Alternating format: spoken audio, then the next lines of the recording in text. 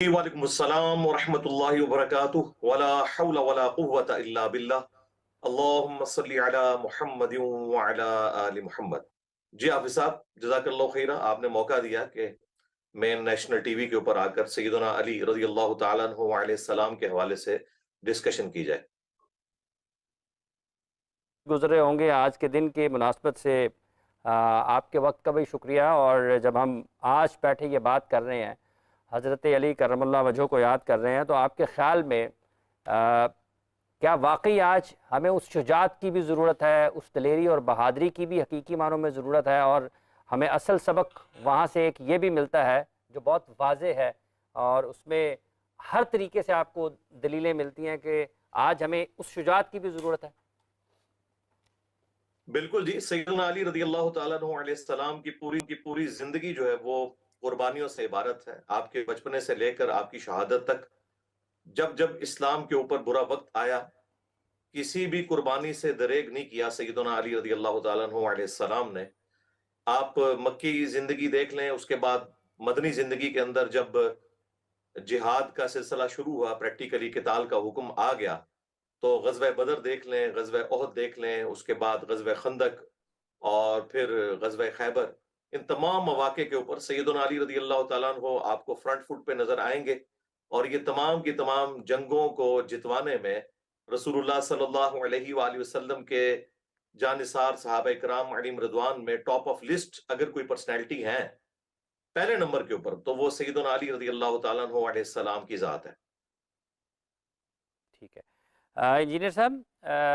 حضرت علی کے نام کے ساتھ کرم اللہ وجہہ بھی لگتا ہے، اس پر بھی لوگ یہ جاننا ضرور چاہتے ہیں کہ اس کی کیا خاص وجہ ہے؟ دیکھیں اسپیسیفکلی تو یہ خوارج جب سیدنا علی رضی اللہ تعالیٰ عنہ کے بارے میں غلط الفاظ بولا کرتے تھے کہ اللہ تعالیٰ ان کے چہرے کو نعوذ باللہ سیاہ کرے، تو اس کے مقابلے پر یہ اہل سنت کے ہاں، اہل تشیع کے ہاں ٹرم ڈیوائز کی گئی، کرم اللہ وجہ الکریم۔ اور اس میں اس واقعے کی طرف بھی اشارہ موجود ہے جب سیدنا علی رضی اللہ تعالیٰ عنہ ایک میدان جنگ میں کافر کے اوپر حاوی ہوئے اور اس کے سینے پر چڑھ کر بیٹھ گئے، اور جب اس کی گردن اتارنے کا وقت آیا، عین اس موقع کے اوپر اس نے سیدنا علی کے چہرے اقدس کے اوپر تھوک دیا، تو سیدنا علی فوراً اتر گئے۔ وہ بڑا حیران ہوا کہ آپ کے غصے میں اضافہ کیوں نہیں ہوا؟ تو آپ نے فرمایا اس سے پہلے اگر میں تجھے قتل کرتا تو اس میں خالصتاً میرے رب کی رضا شامل تھی، لیکن اب ساتھ میں انسان ہونے کی حیثیت سے میرا غصہ بھی شامل ہو گیا، اس لیے اب یہ خالصتاً اللہ کے لیے عمل نہیں رہے گا۔ اور اس چیز سے وہ متاثر ہو کر اسلام کی دولت سے مشرف ہو جاتا ہے۔ اور ہم آج تک سیدنا علی کے لیے کہتے ہیں کہ اگرچہ اس نے چہرے پر تھوکا تھا، لیکن سیدنا علی کے صبر نے اور ان کے اخلاص نے اسے ایمان کی دولت دی۔ ہم ہمیشہ سیدنا علی کے چہرے کے لیے دعا ہی کرتے ہیں کہ اللہ تعالیٰ کا کرم ہو، اللہ تعالیٰ ان کے چہرے مبارک کی عزت افزائی فرمائے دنیا اور آخرت میں۔ انجینئر صاحب، حب علی، محبت علی اور بغض علی، اس پر بھی آج آپ کے خیال میں خاصی تفصیل سے بات کرنے کی ضرورت ہے، اور اگر آپ اس حوالے سے کچھ آج اپنے سننے والوں کو اور دیکھنے والوں کو بتانا چاہیں تاکہ ہمیں کہیں نہ کہیں کچھ خرابی اگر نظر آتی ہے، ہمارے اعمال میں اگر نظر آتی ہے، ہماری سوچ میں ہے، تو اس میں کچھ وضاحت ہو جائے اور لوگوں کے لیے کچھ بہتری کا راستہ نکلے۔ دیکھیں جامعہ ترمذی میں حدیث ہے، نبی صلی اللہ علیہ وآلہ وسلم نے ارشاد فرمایا کہ اللہ سے محبت کرو کہ اس نے تمہیں نعمتوں سے نوازا ہے، اور مجھ سے محبت کرو کہ میں اللہ کا رسول ہوں، اور میرے اہل البیت سے محبت کرو کہ ان کی نسبت میرے ساتھ ہے۔ تو اللہ کے محبوب صلی اللہ علیہ وآلہ وسلم کی نسبت کی وجہ سے آپ کے اہل البیت سے محبت رکھنا یہ ہمارے ایمان کا حصہ ہے۔ اور سیدنا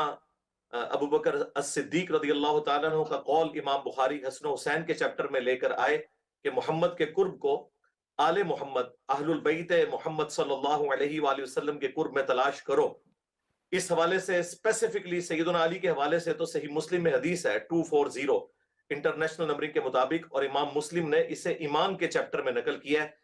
کہ سیدنا علی خود کہتے ہیں کہ نبی امی نے مجھ سے یہ عہد لیا تھا، اس ذات کی قسم کہ جس کے قبضے قدرت میں میری جان ہے، جس نے تمام مخلوقات کو پیدا کیا اور دانے کو پھاڑ کر اس میں سے اناج اگایا، نبی امی نے مجھ سے یہ عہد لیا تھا کہ اے علی صرف مؤمن ہی تجھ سے محبت کرے گا، اور صرف منافق ہی تجھ سے بغض رکھے گا. تو محبت علی جو ہے یہ ایمان کا لٹمس ٹیسٹ ہے. ٹھیک ہے. من کنت مولا فہذا علی مولا، اگر ہم اس حدیث مبارکہ کو دیکھتے ہیں تو ہمیں کیا سبق ملتا ہے، اور کیا آپ کو لگتا ہے کہ ہم واقعی اسی طرف ہیں، اسی راستے پر ہیں، اس پر عمل بھی کرتے ہیں؟ دیکھیں اور اس کی جس اہمیت حدیث کی بھی، طرف آپ نے اشارہ کیا. جی اہمیت کے حوالے سے بھی. جی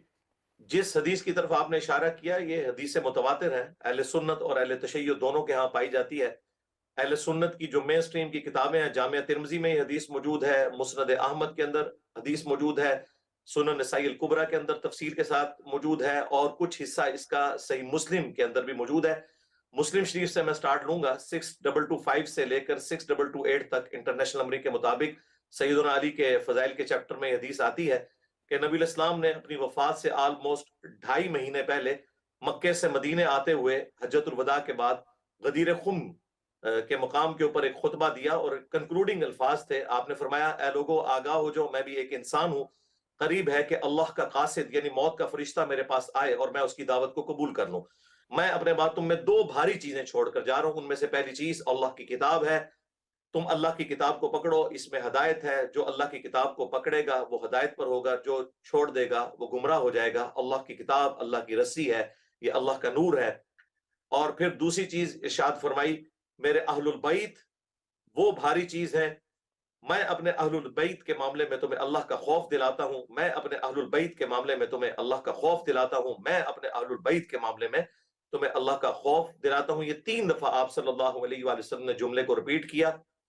اور امت کو اشارہ دیا کہ میرے بعد میرے اہل البیت کے ساتھ حسن سلوک کرنا. صحیح مسلم میں یہ حدیث یہاں تک ہے، جامعہ ترمذی میں اور مسند احمد میں اور سنن نسائی الکبریٰ میں یہ حدیث آگے بھی چلتی ہے. پھر آپ علیہ السلام نے صحابہ کرام سے فرمایا کیا تم میرا حق ولایت اپنے اوپر تسلیم کرتے ہو؟ النبی اولا بالمؤمنین من انفسہم وازواجہ امہاتہم، نبی مومنین کی جانوں پر ان سے بڑھ کر حق رکھتے ہیں، اور نبی کی بیویاں امت کی مائیں ہیں. تو تمام صحابہ نے کہا بلا یا رسول اللہ، یقیناً آپ کا حق ہے. تو آپ صلی اللہ علیہ وآلہ وسلم نے اس موقع پر سیدنا علی کا ہاتھ پکڑا اور یوں صحابہ کرام میں بلند کیا اور فرمایا من کنت مولا فہذا علی مولا. اب جس کا مولا میں ہوں اس کا مولا علی ہے. اور پھر آپ نے فرمایا اے اللہ اس سے محبت کر جو علی سے محبت رکھے، اس سے دشمنی رکھ جو علی سے دشمنی رکھے. تو یہ اس موقع پر نبی صلی اللہ علیہ وآلہ وسلم نے ان کو یہ فضیلت دی. اور مسند احمد میں تو آگے الفاظ ہیں کہ سیدنا عمر نے پھر حضرت علی کو مبارک دی کہ اے علی آپ کو مبارک ہو کہ آپ رسول اللہ صلی اللہ علیہ وآلہ وسلم کے فرمان کی برکت سے پوری امت کے مولا بن گئے. یہاں مولا سے مراد جگری یار بھی ہے، اور مولا سے مراد آقا اور مولا بھی ہے، کیونکہ حق ولایت ہے اللہ کے محبوب کا امت کے اوپر. اور اسی کا آپ نے اشارہ دیا النبی اولا بالمؤمنین من انفسہم وازواجہ امہاتہم. تو اس حدیث کی وجہ سے ہم مولا علی کی ٹرم یوز کرتے ہیں. اہل سنت اور اہل تشیع دونوں کے ہاں یہ کامن ہے. ٹھیک ہے. مرزا صاحب قبول اسلام کے حوالے سے بھی خاصا، جو عمر میں کس عمر میں آپ رضی اللہ تعالیٰ عنہ،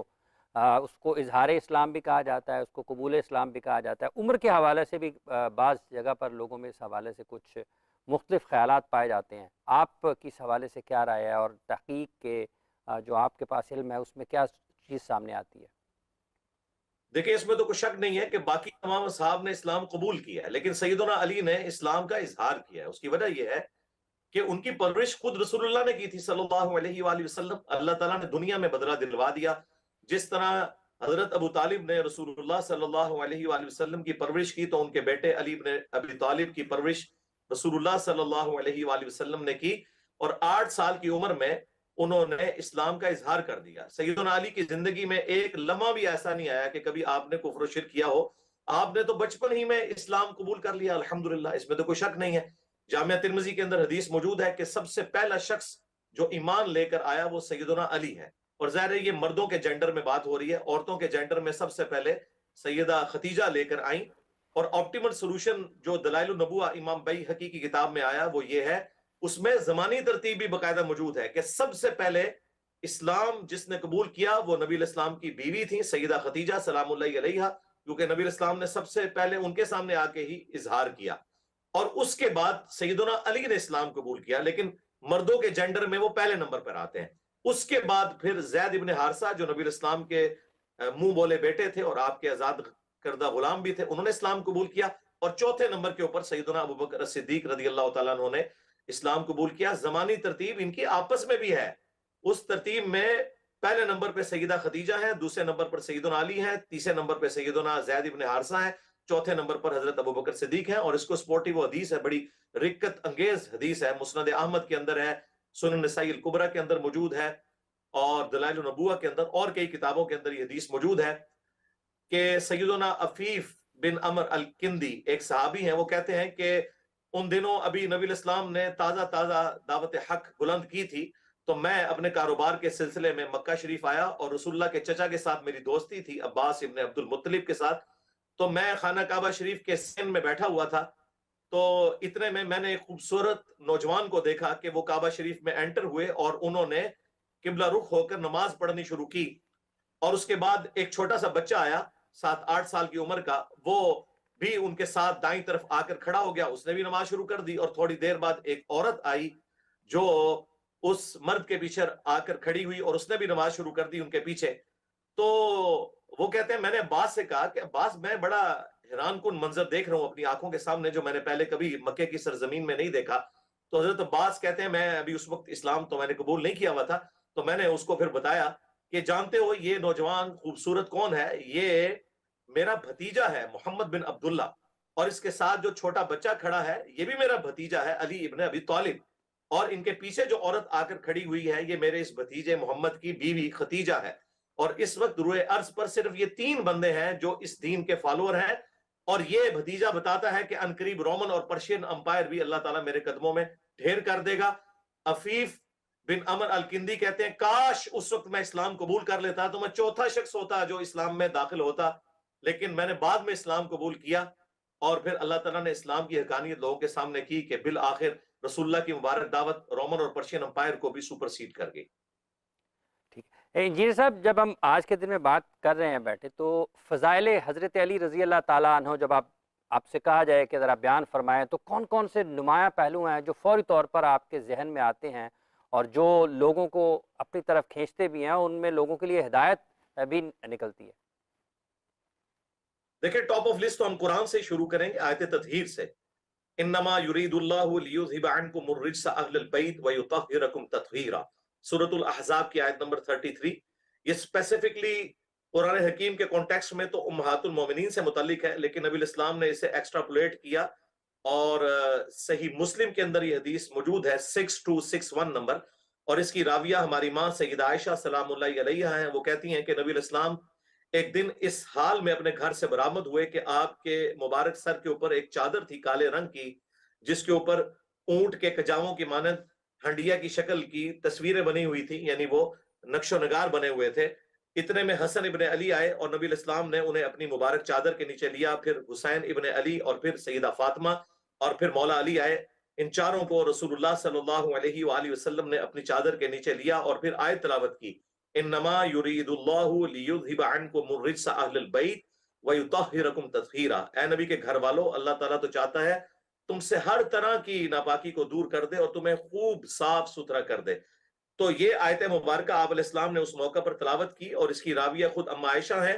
हालांकि वो भी अहलुल बैत में से हैं, लेकिन बीवियां ऑनररी तौर पर अहलुल बैत हैं, क्योंकि नबी के अक्त में आने से पहले वो अहलुल बैत में शामिल नहीं थी। और अगर खुदा न खास्ता रसूलुल्लाह उन्हें तलाक देते तो वो अहलुल बैत में शामिल ना होती, लेकिन नबी इस्लाम के जो खून के रिश्ते के लोग हैं, आपके दूध के रिश्ते के लोग हैं, वो हमेशा अहलुल बैत हैं। और ये बात मैं अपनी तरफ से नहीं कर रहा, ये सही मुस्लिम में ज़ैद इब्न अरकम के अल्फाज हैं, गदीर खुम की हदीस 6225 से लेकर 6228 तक के नबी इस्लाम के जो असलन अहलुल बैत हैं वो नबी इस्लाम के दूध के खानदान के रिश्ते के लोग हैं, आले अली, आले जाफर, आले अकील, आले अब्बास। और नबी इस्लाम की जो बीवियां हैं वो ऑनरी तौर पर अहलुल बैत हैं। उसके बाद कुरान हकीम में जो आयत मुबाहला है, सूरह आल इमरान की आयत नंबर 61, जब नजरान के क्रिश्चियंस आए, बुखारी मुस्लिम में आता है कि वो नबी इस्लाम के साथ मुबाहला करने के लिए आए, तो नबी सल्लल्लाहु अलैहि वसल्लम ने, सही मुस्लिम में तफसील के साथ हदीस है 6220, उस मौका के ऊपर नबी इस्लाम सैयदना अली, हसन, हुसैन और फातिमा को लेकर आए और कहा अल्लाहुम्मा हाउलाई अहलु बैती, ऐ अल्लाह ये मेरे अहलुल बैत हैं। हालांकि कुरान की आयत में था कुल नदउ अबनाअना व अबनाअकुम व निसाअना व निसाअकुम, وَأَنفُسَنَا وَأَنفُسَكُمْ، کہ اے نبی ان سے فرماؤ کہ اپنے بیٹوں کو لے آؤ، ہم بھی اپنے بیٹوں کو لے آتے ہیں، تم بھی اپنی عورتوں کو لے آؤ، ہم بھی اپنی عورتوں کو لے آتے ہیں، اور تم خود آ جاؤ، ہم بھی خود آ جاتے ہیں، اور کھلے میدان میں مباہلہ کرتے ہیں کہ جو جھوٹا ہے اس پہ اللہ کی لعنت ہو۔ حالانکہ نبی علیہ السلام کی اس وقت 9 بیویاں حیات تھیں، لیکن آپ ان کو ساتھ نہیں لے کر گئے،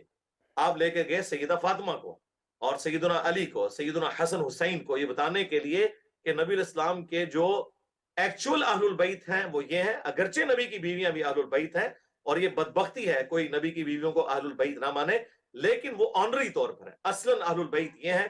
اور یہ حدیث سیدنا سعد ابن ابی وقاص نے، صحیح مسلم میں آتا ہے، اس وقت سنائی جب حاکم وقت نے انہیں مجبور کیا کہ حضرت علی کے اوپر سب و شتم کریں، تو انہوں نے کہا میں کبھی بھی علی پر سب و شتم نہیں کروں گا، میں نے علی کے بارے میں حضور سے 3 باتیں ایسی سنی ہیں کہ مجھے ایک بھی مل جاتی تو میرے لیے سرخ اونٹوں سے بہتر تھا۔ یہ کون کہہ رہے ہیں؟ نبی کا ماموں جو 10 جنتی صحابہ میں سے ہیں، پہلے 10 مسلمانوں میں سے ہیں، سعد ابن ابی وقاص، جنہوں نے پرشین امپائر قادسیہ میں گرائی، وہ کہتے ہیں مولا علی کی ایک فضیلت بھی مجھے مل جائے تو میرے لیے سرخ اونٹوں سے بہتر ہے۔ اس میں انہوں نے ایک فضیلت یہ مباہلہ والی سنائی، دوسری فضیلت کہی کہ خیبر کے موقع پر نبی اسلام نے فرمایا تھا کل میں اس شخص کے ہاتھ میں جھنڈا دوں گا جو اللہ اور اس کے رسول سے محبت کرتا ہے، اللہ اور اس کے رسول اس سے محبت کرتے ہیں۔ ہم پوری رات نہیں سوئے اس شوق میں کہ وہ شخص کون ہوگا، اور مسلم میں تو الفاظ ہیں 6222 نمبر حدیث کے اندر کہ ابو ہریرہ کہتے ہیں حضرت عمر کہتے ہیں میری بھی خواہش تھی کہ خیبر کے موقع پر حضور مجھے وہ جھنڈا دیتے، لیکن یہ علی کو ملا۔ اور تیسرا موقع جو ہے آیا جب تبوک کے موقع پر، صحیح مسلم کے الفاظ ہیں، یہ حدیث بخاری میں بھی موجود ہے، سعد ابن ابی وقاص کہتے ہیں نبی علیہ السلام نے فرمایا کہ علی کی میرے ساتھ وہی نسبت ہے جو ہارون کی موسیٰ کے ساتھ، مگر میرے بعد کوئی نبی نہیں ہے، یعنی رسول اللہ کے بعد اگر کوئی نبی ہوتا تو حضرت علی ہوتے۔ یہ اس بات کی دلیل ہے، یہ حدیث ختم نبوت پر پیرا دے رہی ہے کہ اگر امتی نبی ہونے کا بھی کوئی کنسپٹ ہوتا تو مولا علی وہ بنتے، چونکہ مولا علی امتی نبی نہیں ہے، لہٰذا غلام احمد قادیانی دجال یا کوئی اور شخص کسی صورت نہ اپنے نام کا کلمہ پڑھوا سکتا ہے، نہ کوئی امتی نبی ہونے کا دعویٰ کر سکتا ہے۔ ٹھیک ہے، اسی حوالے سے انجینئر صاحب، حضرت عمر رضی اللہ تعالیٰ عنہ کے حوالے سے بھی ایک حدیث آتی ہے سامنے۔ جی، سیدنا عمر کے حوالے سے جامعہ ترمذی میں حدیث ہے، میرے بعد اگر کوئی نبی ہوتا تو عمر ہوتا، وہ حدیث جامعہ ترمذی میں ہے، اور جو میں نے حدیث بیان کی یہ بخاری اور مسلم دونوں کے اندر ہے۔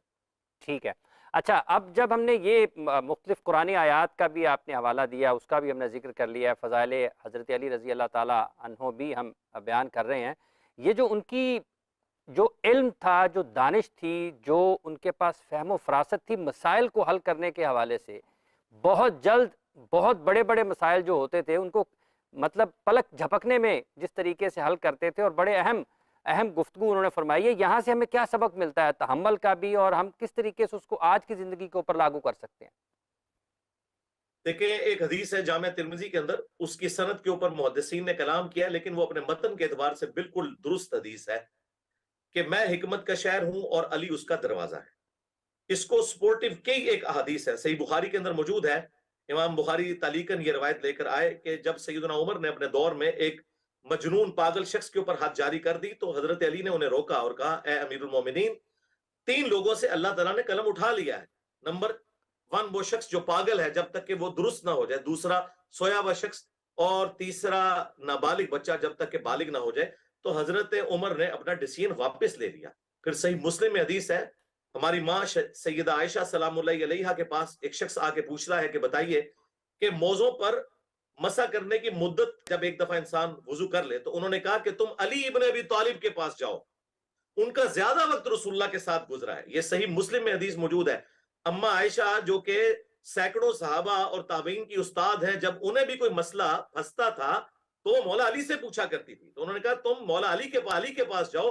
وہ تمہیں بتائیں گے۔ تو وہ تابعی جب مولا علی کے پاس حاضر ہوئے تو مولا علی نے فرمایا کہ نبی علیہ السلام نے مقیم شخص کے لیے 1 دن اور 1 رات یعنی 5 نمازوں تک، اور مسافر شخص کے لیے 3 دن اور 3 رات تک موزوں کے اوپر یا جرابوں کے اوپر مسح کرنے کی اجازت دی ہے جب ایک دفعہ وضو کر کے پہن لیا جائے۔ تو یہ مولا علی نے یہ مسئلہ حل کیا، اور کئی ایک واقعات ان کی زندگی میں ملتے ہیں۔ تو اس میں کوئی شک نہیں ہے کہ سیدنا علی علم کے اعتبار سے ٹاپ آف لسٹ ہے۔ آپ اہل البیت میں سے بھی ہیں علیہم السلام اجمعین، اور صحابہ اکرام میں بھی ٹاپ کی جو 4 پرسنالٹیز ہیں سیدنا ابو بکر، عمر، عثمان، علی، ان کے اندر آتے ہیں۔ یہ سب قل لا اسألکم علیہ اجرا الا المودۃ فی القربى، اس قرآن کریم کے آیت کو جب ہم دیکھتے ہیں تو اس سے کیا سبق کیا ملتا ہے، کیا پہلو نکلتے ہیں؟ دیکھیں، اس آیت کے حوالے سے اہل سنت اور اہل تشیع کے اندر ایک بون آف کنٹینشن بنی ہوئی ہے. میں اس مسئلے کو بھی آج حل کر دوں گا. اس میں کوئی شک نہیں ہے کہ اس آیت کی تفسیر دو طرح سے کی گئی ہے. صحیح بخاری کے اندر عبداللہ ابن عباس نے اس کی تفسیر یوں کی ہے کہ مشرکین عرب سے یہ کہا جا رہا ہے کہ رسول اللہ کے ساتھ جو تمہاری رشتہ داری ہے اس کا تو کم از کم خیال رکھو اگر تم نے رسول اللہ کی دعوت کو قبول نہیں کرنا. اگر اس تفسیر کو بھی مان لیا جائے تو بدرجہ اولا مسلمانوں کو تو زیادہ خیال رکھنا چاہیے. اگر مشرکین عرب کی رسول اللہ کے ساتھ رشتہ داری کی وجہ سے ان پر رسول اللہ کا حق ہے کہ وہ ان کے ساتھ حسن سلوک کریں، تو ہم پر تو نبی الاسلام کا احسان ہے، ہمیں ایمان کی دولت رسول اللہ کی وجہ سے ملی. اور بخاری میں ایک تابعی کا قول موجود ہے اسی آیت کے کانٹیکسٹ میں. ان کا موقف یہ ہے کہ یہاں اہل البیت کی محبت، رسول اللہ کے گھر والوں کی محبت مراد ہے، اور میں اس بات کو لوں گا. اس کی وجہ یہ ہے کہ جامع ترمذی میں حدیث ہے، خود رسول اللہ فرما رہے ہیں کہ اللہ سے محبت کرو کہ تمام نعمتیں اس نے تمہیں دی ہیں، اور مجھ سے محبت کرو کہ میں اللہ کا پیغمبر ہوں، اور میرے اہل البیت سے محبت کرو کہ ان کی نسبت میرے ساتھ ہے. تو نبی علیہ السلام نے تو اہل البیت کی محبت کو ایمان کا حصہ قرار دے دیا. پھر مسلم کی حدیث، علی سے محبت نہیں رکھے گا مگر مؤمن، اور علی سے بغض نہیں رکھے گا مگر منافق. اور پھر خود حضرت ابوبکر صدیق کا قول امام بخاری صحیح بخاری میں لے کے آئے ہیں کہ علی اور ان کے ساتھ جو جتنے اہل البیت ہیں ان کے کانٹیکسٹ میں، کیونکہ حسن و حسین کے چیپٹر میں یہ حدیث ہے کہ محمد کے قرب کو ان کے اہل البیت کے قرب میں تلاش کرو. اور امام بخاری نے بڑی سمجھداری کے ساتھ حضرت ابوبکر کے اس قول کو امہات المومنین کے چیپٹر میں نہیں ڈالا، اگرچہ وہ بھی آنری طور پر اہل البیت ہیں، حسن و حسین کے چیپٹر میں لے کر آئے تاکہ یہ میسج دیں کہ ہم اہل سنت حسن و حسین، سیدنا علی، سیدہ فاطمہ کی محبت کو ایمان کا حصہ سمجھتے ہیں، اور ہمارے سروں کے تاج خلیفہ اول سیدنا ابوبکر صدیق رضی اللہ تعالیٰ عنہ نے بھی ہمیں یہی سکھایا ہے کہ اہل البیت کی محبت میں رسول اللہ کی محبت کو تلاش کرو. اور اس میں حضرت ابوبکر صدیق نے یہ فرما کر یہ سائلنٹ میسج دے دیا کہ جہاں تک مرتبے اور مقام کی بات ہے وہ تمام کا اپنی جگہ، لیکن اہل البیت کے مقام کو کوئی صحابی نہیں پہنچ سکتا. جب حضرت ابوبکر جیسا اعلیٰ درجے کا صحابی یہ کہہ رہا ہے کہ رسول اللہ کی محبت کو اہل البیت کی محبت میں تلاش کرو، تو کوئی اور صحابی یہ جرات ہی نہیں کر سکتا کہ میں کسی بھی حوالے سے اہل البیت سے شان میں بڑھ کروں. ٹھیک ہے. اچھا، اس کے ساتھ ساتھ جب ہم دیکھتے ہیں آج کے دور میں بیٹھے ہوئے انجینئر صاحب، تو حضرت علی رضی اللہ تعالیٰ عنہ کی جو معاملہ فہمی ہے اور جو صحابہ کا اتحاد ہے، کیا آج امت کو اس حوالے سے بھی کچھ سوچنے کی اور کام کرنے کی ضرورت ہے؟ بالکل ضرورت ہے. دیکھیں جی، اگر ٹیکنیکلی سپیکنگ غیر مسلم بھی جو کمنٹس کرتے ہیں اس کے تحت بھی دیکھا جائے تو سیدنا علی رضی اللہ تعالیٰ عنہ کسی صورت بھی یعنی اس خلافت والے معاملے میں آؤٹ نہیں تھے. وہ ٹاپ آف لسٹ پرسنالٹیز میں آتے تھے اگر امت ان کو پہلا خلیفہ چنتی. سیدنا ابوبکر صدیق رضی اللہ تعالیٰ عنہ کو چنا گیا، وہ بھی کیٹاسٹروفک کنڈیشن تھی. وہ بخاری میں آتا ہے کہ حضرت عمر کہا کرتے تھے، 6830 نمبر حدیث ہے، کہ حضرت ابوبکر کی خلافت کو کوئی پلی مستقبل میں نہ لے کہ بغیر مشورے کے جس طریقے سے وہ منعقد ہوئی سقیفہ بنی ساعدہ میں کیٹاسٹروفک کنڈیشن آ گئی تھی، اور بعد میں 6 مہینے بعد حضرت علی نے بھی بیعت کر لی، وہ اسٹیبلش ہوگی. لیکن ان 6 مہینوں میں کئی لوگوں نے آ کے حضرت علی کو یہ مشورہ دیا کہ آپ زیادہ حقدار ہیں، آپ بنو ہاشم سے ہیں، اور حضرت ابوبکر کا خاندان بنسبت بنو ہاشم کے ایک نچلے درجے کا ہے، اگرچہ وہ بھی قریش ہیں، بنو تیم.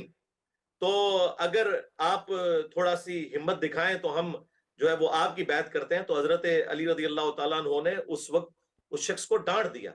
کہ بھائی جب تو کافر تھا، میں نام اس لیے نہیں لے رہا کہ وہ پھر آپ کے پیمرا کا کوئی نوٹس آپ کو نہ آ جائے، کہ جب تو کافر تھا تو اس وقت بھی اسلام کے خلاف سازشیں کرتا تھا، اور اب مسلمان ہو کر بھی تو یہ مجھے مشورہ دے رہا ہے. اور یہ واقعہ پیر میر علی شاہ صاحب نے تصفیہ ما بین سنی و شیعہ کتاب میں بھی اس ہستی کا نام لے کر واقعہ لکھا ہے. اگر کسی کو کوئی تکلیف ہو تو میں اس لیے بتا رہا ہوں کہ پھر پیر میر علی شاہ صاحب کو بھی پوچھ لے. تو انہوں نے حضرت علی نے اس شخص کو ڈانٹ دیا کہ بھئی تم اس قسم کے مشورے مجھے دے رہے ہو. اب امت نے چونکہ چن لیا ہے تو انہوں نے تینوں خلفاء کا ساتھ دیا، ہر موقع کے اوپر ساتھ دیا. اور افسوس کی باری ہے جب حضرت علی خلیفہ چنے گئے تو پھر انہی لوگوں میں سے بعض لوگوں نے حضرت علی کی خلافت کو ماننے سے انکار کیا، اور مجبوراً آپ کو ریٹ آف دی گورنمنٹ کو اسٹیبلش کرنے کے لیے جنگ جمل صفین اور نہروان لڑنی پڑی. حضرت علی تو بڑے اخلاص کے ساتھ صحابہ کرام کے ساتھ چلے، لیکن افسوس بات کے لوگوں نے حضرت علی کے ساتھ وہ اخلاص نہیں دکھایا جو دکھانا چاہیے تھا۔ ٹھیک ہے، جب ہم آخری سوال ہے انجینئر صاحب کہ جب ہم حضرت علی رضی اللہ تعالیٰ عنہ کو دیکھتے ہیں اور پھر ساتھ ہی ساتھ حضرت امام حسن اور حضرت امام حسین رضی اللہ تعالیٰ عنہ کو دیکھتے ہیں، تو اس حوالے سے بھی ذرا یہ جو ایک تعلق ہے اور یہ جو ایک اہمیت ہے ان تین اصحاب کی تاریخ میں اور اسلام میں بالخصوص، تو اس حوالے سے بھی ذرا بتائیے گا کہ کس طریقے سے ہم یہاں سے روشنی ہمیں لینی چاہیے۔ دیکھیں سنن ابن ماجہ میں حدیث موجود ہے، المستدرک للحاکم کے اندر ہے، اس حدیث کا کچھ حصہ جامع ترمذی میں بھی ہے کہ حسن و حسین جنتی نوجوانوں کے سردار ہیں اور ان کے والد علی ابن ابی طالب ان سے بھی افضل ہے۔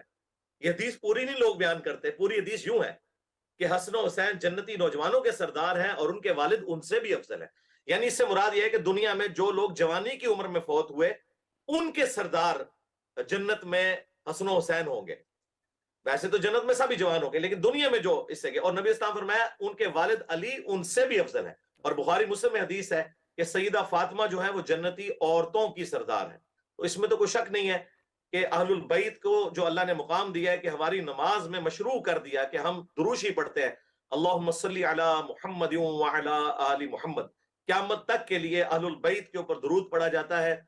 اور اہل البیت پر درود وہ لوگ بھی پڑھتے ہیں جو کہ کربلا کے اندر سیدنا حسین ابن علی کے خلاف آئے ہوئے تھے۔ اہل البیت پہ درود ان کو بھی پڑھنا پڑتا ہے جنہوں نے حسن ابن علی کو زہر دے کر شہید کیا، اور اہل البیت پر درود ان کو بھی پڑھنا پڑتا ہے جو پوری زندگی حضرت علی کی مخالفت کرتے رہے، اور اس گروہ کو بھی پڑھنا پڑا۔ آج تک بھی وہ گروہ موجود ہے کہ جنہوں نے حضرت علی کو شہید کیا جب وہ نماز کے لیے جا رہے تھے مسجد کوفہ میں۔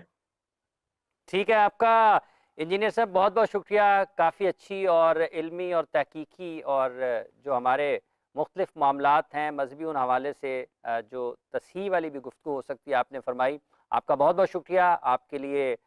درخواست ہے کہ آپ آئندہ بھی وقت نکالیں اور آئیں تاکہ جو بھی قرآن کا پیغام ہے، اللہ کے احکامات ہیں، نبی کریم صلی اللہ علیہ وآلہ وسلم کی مبارک سیرت ہے، جو ہم اس پلیٹ فارم سے کوشش کر رہے ہیں